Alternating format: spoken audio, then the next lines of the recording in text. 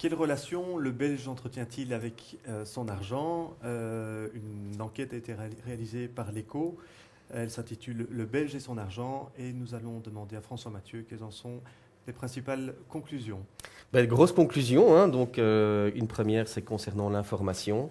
Ce qu'il faut dire, c'est que le Belge, premièrement, dit qu'il s'informe beaucoup en matière financière et que les résultats de notre enquête montrent que ce n'est pas vraiment le cas.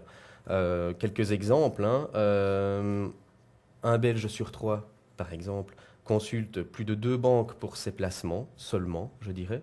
Donc, ça confirme le constat que les Belges restent plutôt fidèles à leur banque. Et ils sont effectivement 2 tiers à ne pas changer de banque, d'institution financière. Euh, le livret d'épargne reste aussi un produit très privilégié, ce qui veut dire qu'il privilégie la simplicité en termes de placement. Donc je crois que c'est aussi un constat important à souligner dans le cadre de notre enquête. Ça veut dire que le Belge ne comprend pas toujours Non, les informations qui lui sont présentées. non, c'est un des autres constats de cette enquête, c'est qu'un tiers seulement des Belges estiment que l'information est accessible. Mhm. C'est pas étonnant quelque part, hein. C'est vrai qu'on a beaucoup mis en exergue les fonds de placement un peu spéciaux, à rendement absolu, à total return, etc. Ce sont des noms de fonds au titre un peu ronflant, mais qui ne sont pas accessibles au commun des mortels, entre guillemets. Et voilà, donc il y a, semble-t-il, un décalage de plus en plus grand entre le monde bancaire et le monde des clients. Alors on a interrogé Febelfin pour en savoir un petit peu plus à ce niveau-là. Ce qu'ils nous répondent, c'est que d'abord, il n'y a pas de rupture de contact entre les Belges et le monde bancaire, et que c'est le Belge qui est demandeur d'une information automatisée. Et c'est vrai que le Belge, par exemple, reconnaît qu'il y a suffisamment d'informations sur Internet, dans les banques, etc.